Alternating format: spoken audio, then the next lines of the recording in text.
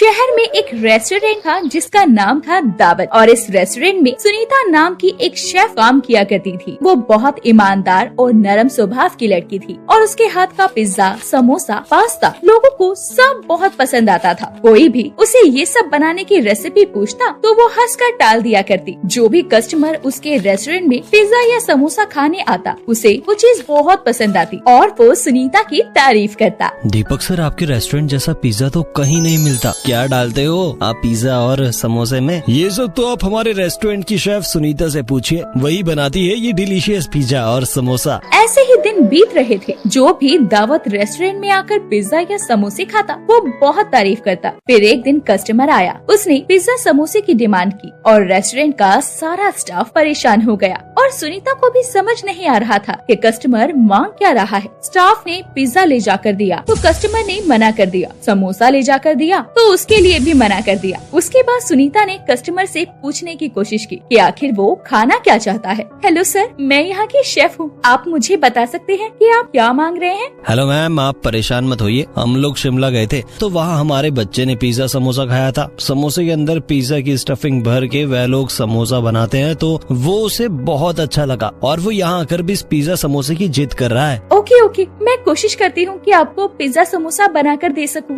उसके बाद सुनीता पिज्जा समोसा बनाने के लिए रेस्टोरेंट के किचन में चली गई और वहाँ जाकर उसने पिज्जा समोसा बनाकर कस्टमर को सर्व किया। जैसे ही कस्टमर ने सुनीता के हाथ का पिज्जा समोसा खाया तो वो खुश हो गए। उन्होंने ऐसा पिज्जा समोसा कभी नहीं खाया था। उन्होंने रेस्टोरेंट के मालिक से कहा, सर आपकी शेफ ने तो कमाल कर दिया। जो हम लोगों ने शिमला में पिज्जा समोसा खाया था, ये पिज्जा समोसा तो उससे भी बहुत ज्यादा अच्छा है।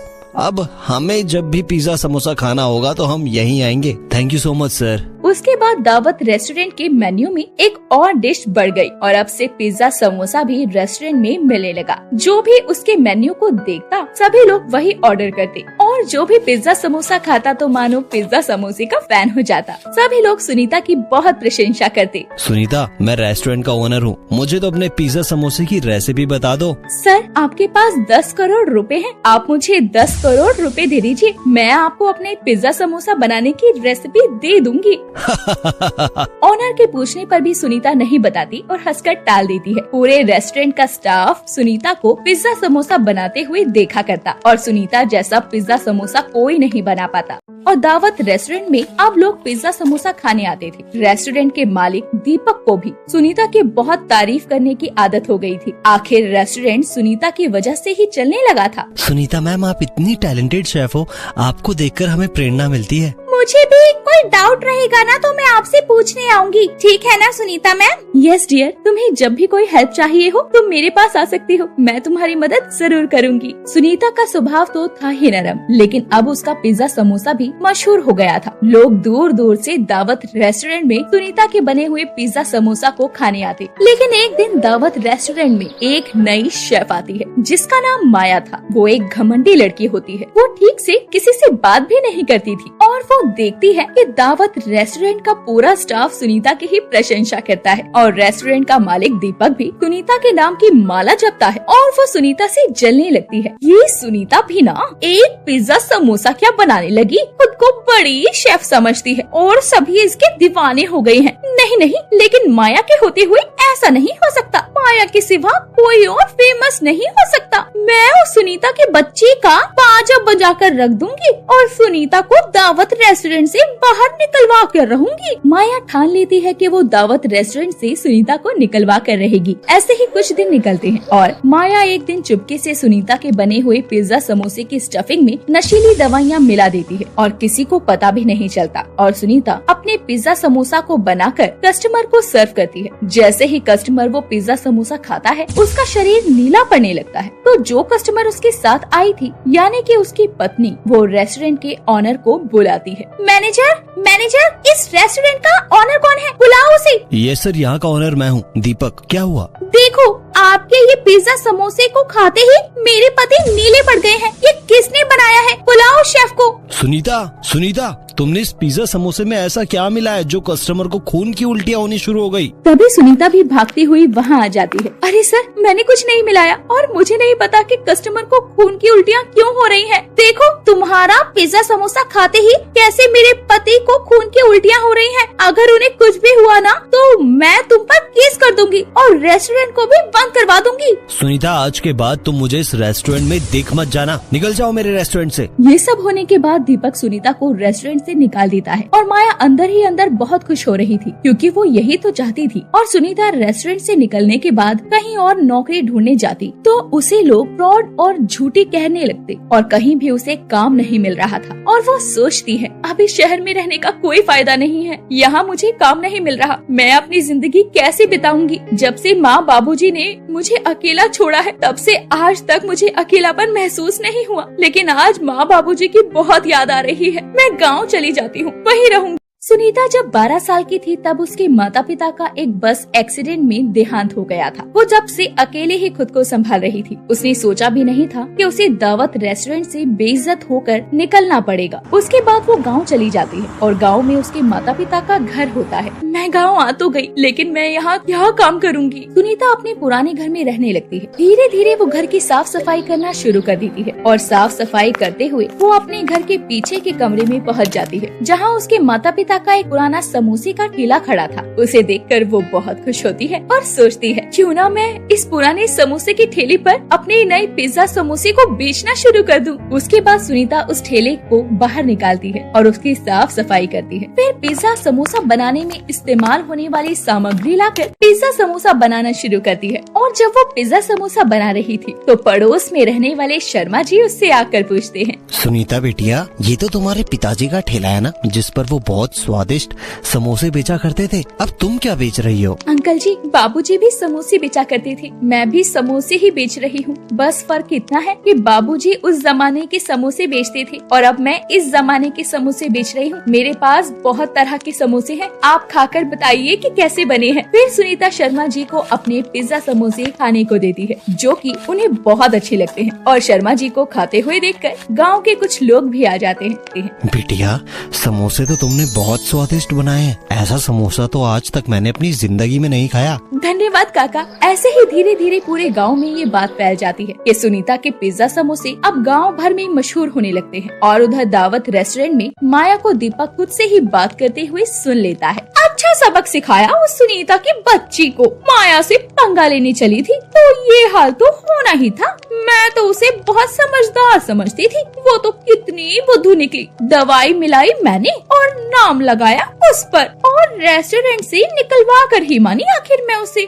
अच्छा, तो उस दिन दवाई तुमने मिलाई थी और नाम सुनीता का लगाया। ये तुमने अच्छा नहीं किया माया, चलो मेरे साथ। दीपक माया को कॉन्फ्रेंस में ले जाता है और सब सच बोलने के लिए बोलता है। मीडिया के सामने माया को सब सच बोलना पड़ता है जिससे सबको पता चल जाता है कि सुनीता फ्रॉड या झूठी नहीं थी और सुनीता की खोई हुई इज्जत उसे वापस मिल जाती है। ये सब सुनीता टीवी पर देख लेती है। कुछ दिन बाद रेस्टोरेंट के मालिक दीपक सुनीता को ढूंढते हुए गांव आते हैं। अरे दीपक सर, आप यहाँ कैसे? सुनीता, मुझे माफ कर दो, तुम तो जानती हो ना, हमें नहीं पता था कि उस दिन दवाई माया ने मिलाई थी, तुमने नहीं। और चलो मेरे साथ वापस। ऐसे कब तक तुम ठेला लगाओगी? नहीं, आपको माफी मांगने की कोई जरूरत नहीं है। मुझे तो इस बात की खुशी है कि आपको सच पता चल गया। और रही बात दावत में वापस आने की, तो अब मैं गाँव में ही रहूंगी और यहीं से अपना बिजनेस करूंगी। तुम यही चाहती हो तो यही सही, लेकिन तुम्हारे लिए दावत के दरवाजे हमेशा खुले रहेंगे। Thank you sir, thank you so much. इतना कहकर दीपक तो वहाँ से चला जाता है। धीरे धीरे सुनीता ठेले से काम करते करते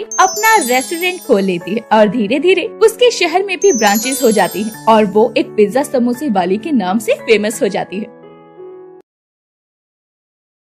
सर्दियों का मौसम था और कड़कड़ाती हुई ठंड में बारिश अपना कहर दिखा रही थी। चंदन सड़क के किनारे फुटपाथ पर बैठा एक डंडे से रजाई को ढूंढ रहा था। उसके पास सिर्फ 2 बोरों में रुई और एक बनी हुई रजाई थी और 2 बोरे थे जिन्हें वह चटाई की जगह इस्तेमाल करता था। काम खत्म करके वो अपने घर चला जाता है। आ गए आप? आज बहुत ठंड है, बाहर बारिश भी हो रही है।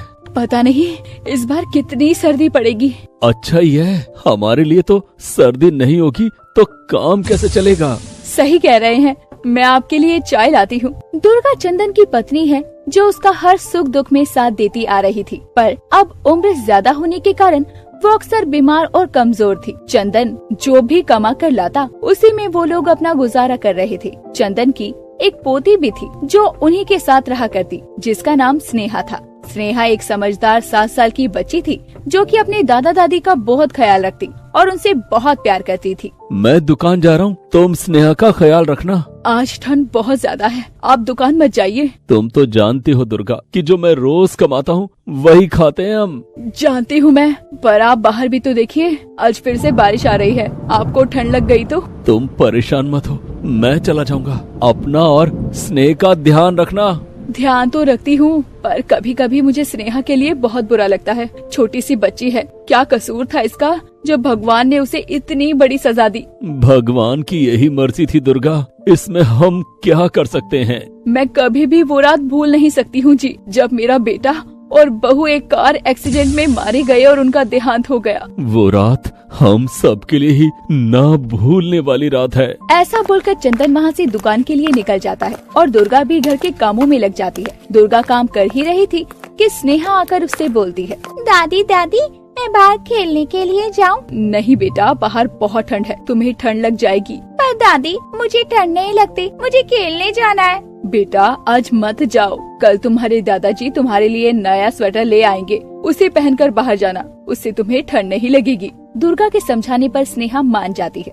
अच्छा ठीक है दादी जी। ऐसे ही कई दिन बीत जाते हैं। धीरे धीरे सर्दी और भयानक रूप ले रही थी।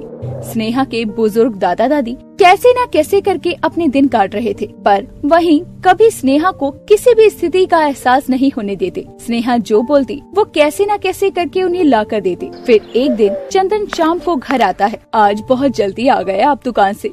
आज कोई भी ग्राहक नहीं आया। कोई बात नहीं, भगवान हमारे साथ है, भगवान हमें कभी भी भूखा नहीं सोने देंगे। सही बोल रहे हो तुम, पर मेरी परेशानी की वजह वो नहीं है। फिर क्या बात है? आज आप बहुत परेशान लग रहे हैं। तुम्हें मैंने बताया था ना, जहाँ मैं दुकान लगाता हूँ उसके सामने भी रजाई की एक बहुत बड़ी दुकान है। जिसकी दुकान है उसने मुझसे अपनी दुकान हटाने के लिए बोला तो काफी दिन से है, पर आज कुछ ज्यादा बदतमीजी की उन लोगों ने मेरे साथ। जब इतनी बड़ी दुकान है उन लोगों की, तो उन्हें हमारी छोटी सी दुकान से क्या परेशानी है? भगवान ही जाने क्या परेशानी है। चंदन जहाँ अपनी दुकान लगाता था उसके सामने एक रजाई की बड़ी सी दुकान थी, जिसका मालिक अक्सर चंदन को वहाँ से अपनी दुकान हटाने के लिए बोला करता। पर उसके साथ आज दुकान के मालिक के बेटे राहुल ने बहुत बदतमीजी की थी और चंदन को धमकी भी दी थी, पर चंदन नहीं माना। और फिर दूसरे दिन भी चंदन ने वहीं जाकर अपनी दुकान लगाई। चंदन दुकान लगा ही रहा था कि उसे राहुल ने देख लिया और देखते ही आग बबूला हो गया। आज फिर से एक बुड्ढे ने दुकान लगा ली, इसकी दुकान तो मैं लगवाता हूँ। ऐसा बोलकर राहुल कुछ लड़कों को बुला लाता है और सबको लेकर चंदन के पास जाता है। ओ बुड्ढे, मैंने तुझे कहा था ना कि मेरी दुकान के सामने अपना ये कबाड़ा मत सजाना। बेटा मैं बहुत गरीब हूँ, अगर मैं यहाँ दुकान नहीं लगाऊंगा तो कहाँ जाऊंगा और मेरा परिवार भूखा मर जाएगा। कहीं भी जाओ भूखे मरो, पर मेरे दुकान के सामने तुम अपनी दुकान नहीं लगा सकते। ऐसा बोलकर राहुल और उसके साथ आए हुए लड़के चंदन की दुकान हटाने लगते हैं और सभी सामान को रोड पर फेंक देते हैं। चंदन उन्हें रोकने की बहुत कोशिश करता है, पर वो लोग नहीं रुकते और सारा सामान फेंक देते हैं। चंदन रोने लगता है। चंदन को रोता हुआ देखकर वहाँ लोगों की भीड़ जमा हो जाती है। तुम लोगों ने ये क्या किया? मेरा सामान फेंक दिया, मैं कहाँ जाऊंगा? मैं क्या करूँगा? जहाँ जाना है जा, पर यहाँ दोबारा नजर मत आना। ऐसा बोलकर राहुल वहाँ से चला जाता है। चंदन रोते रोते अपने घर आ रहा होता है, तभी एक गाड़ी से उसकी टक्कर हो जाती है, जिससे कि उसका देहांत हो जाता है। ये बात जब दुर्गा को पता चलती है, नहीं ये नहीं हो सकता, भगवान मेरे साथ इतनी नाइंसाफी नहीं कर सकते। क्या हुआ दादी, आप रो क्यों रही हो? बेटा तेरे दादाजी इस दुनिया में नहीं रहे, हम कहाँ जाएंगे अब, हम क्या करेंगे? दादी आप परेशान मत होइए, मैं हूँ ना। दुर्गा को अपने पति चंदन के मर जाने का सदमा लग जाता है, जिस कारण वो अपना दिमागी संतुलन खो बैठती है। अब बेचारी स्नेहा एक तरफ दादा के जाने का गम और दूसरी तरफ दादी की ऐसी स्थिति। उस छोटी सी बच्ची की तो जैसे मानो दुनिया ही उजड़ गई हो। स्नेहा बहुत रोती है और सोचती है, भगवान मेरे साथ ऐसा क्यों किया? जिससे भी मैं प्यार करती हूँ आप उसे छीन लेते हो। पहले मेरे माँ बापा को मुझसे छीन लिया, अब मेरे दादाजी को मैं छीन लिया और दादी की ये हालत कर दी। अब मैं क्या करूँगी? ऐसे ही कई दिन बीत जाते हैं और 7 साल की स्नेहा अपनी दादी का ठंड में जैसे तैसे ख्याल रखती है, पर वो इतने गरीब होते हैं कि उनके पास ना पहनने के लिए अच्छे स्वेटर थे और ना ही ओढ़ने के लिए कोई रजाई। इतनी कड़ाके की ठंड हो रही है, ऐसे में ना स्वेटर है और ना ही कोई रजाई। दादी का ध्यान कैसे रख पाऊंगी? उनकी हड्डियां तो कमजोर है, उनको ठंड पकड़ लेगी। स्नेहा ऐसा सोच ही रही थी कि तभी उसकी नजर अपने दादाजी के सामान पर पड़ती है, जिसमें एक रजाई थी जो एकदम नई और बहुत सुंदर थी, जिसे देखकर स्नेहा सोचती है, ये रजाई किसकी है? दादाजी ने तो कभी भी इस रजाई का कोई जिक्र नहीं किया। हो सकता है ये हमारे लिए बनाई हो। धन्यवाद दादाजी, काश यहाँ पर एक स्वेटर भी मिल जाती तो मैं अपनी दादी को ठंड से बचा सकती थी। स्नेहा ऐसा सोचती है कि तभी उसके सामने एक स्वेटर भी आ जाता है। ये देखकर वो हैरान रह जाती है कि उसने स्वेटर मांगा और स्वेटर आ गया। अरे ये स्वेटर कहाँ से आया? ये स्वेटर मैंने दिया है। मैं कोई आम रजाई नहीं, एक जादुई रजाई हूँ। स्नेहा को यकीन नहीं होता कि जो भी वो देख रही है वो सच है। वो कोई आम रजाई नहीं बल्कि जादुई रजाई है। ये रजाई तो जादुई है, तुम कहाँ से आई? मुझे तुम्हारे दादाजी ने बनाया है। जब तुम्हारे दादाजी ने मुझे बनाया था तो उन्हें एक पंडित ने आशीर्वाद दिया था, जिस वजह से मैं एक जादुई रजाई बन गई। ये दादाजी ने जरूर मेरे लिए ही बनाई होगी। धन्यवाद भगवान जी। और दादाजी आपको भी धन्यवाद, आपने मरने के बाद भी हमारा ख्याल रखा। फिर स्नेहा उस रजाई से जो भी मांगती है उसके सामने आ जाता है। धीरे धीरे स्नेहा की दादी की स्थिति भी सही हो जाती है और फिर दोनों खुशी खुशी अपना जीवन साथ में बिताते हैं।